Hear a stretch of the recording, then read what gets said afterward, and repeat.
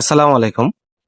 আজকে আমি যে মেডিসিনটি নিয়ে আপনাদের সামনে হাজির হয়েছি সেটার নাম হলো ফেভিটর ১২০ মিলিগ্রাম ট্যাবলেট, যার মধ্যে রয়েছে ইটোরকক্সিব ১২০ মিলিগ্রাম, যেটার প্রস্তুতকারক কোম্পানি হলো ফার্মাসি লিমিটেড এবং বাজারজাত করে রেডিয়েন্ট ফার্মাসিউটিক্যাল লিমিটেড।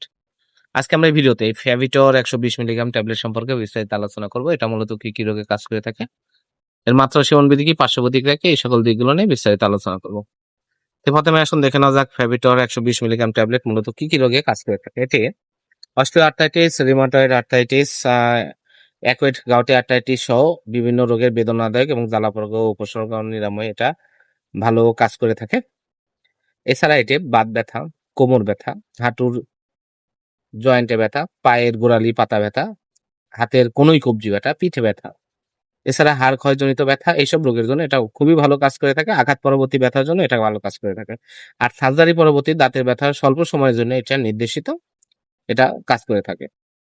এবার আসুন দেখে নেওয়া যাক এর মাত্রা ও সেবনবিধি কি। প্রাপ্তবয়স্ক যারা ১৬ বছরের ঊর্ধ্বে, osteoarthritis, rheumatoid arthritis, acute gouty arthritis, এই সকল রোগগুলোর জন্য ২ টো করে ট্যাবলেট আপনারা খেতে পারবেন সকালে এবং রাতে, এবং সার্জারি পরবর্তী দাঁতের ব্যথার জন্য সর্বোচ্চ ৩। হ্যাবিটর ১২০ মিলিগ্রাম ট্যাবলেটটির বেশ কিছু পার্শ্ব প্রতিক্রিয়া রয়েছে, যেমন এটি অতিরিক্ত সেবনের ফলে গ্যাস্ট্রিকের সমস্যা, পেট ব্যথা, অন্ত্রেক্রিয়া, বমি বমি ভাব, এগুলো মাথা ঘোরায়, এই ধরনের সমস্যার সৃষ্টি করতে পারে। আর গর্ভাবস্থ স্তন্যদানকালে ইটোরকক্সিব বা ফেভিটর ১২০ মিলিগ্রাম ট্যাবলেটটি নির্দেশিত নয়। যাদের যকৃত বৃক্কের সমস্যা রয়েছে তাদের জন্য এটি নির্দেশিত নয়, এবং ১৬ বছরের নিচে কৈশোরদের ক্ষেত্রে এটি নির্দেশিত নয়। ফেভিটর ১২০ মিলিগ্রাম ট্যাবলেট দাম ১৪ টাকা। আপনার হাতের কাছে যে কোনো ফার্মেসিতে এটি পেয়ে যাবেন।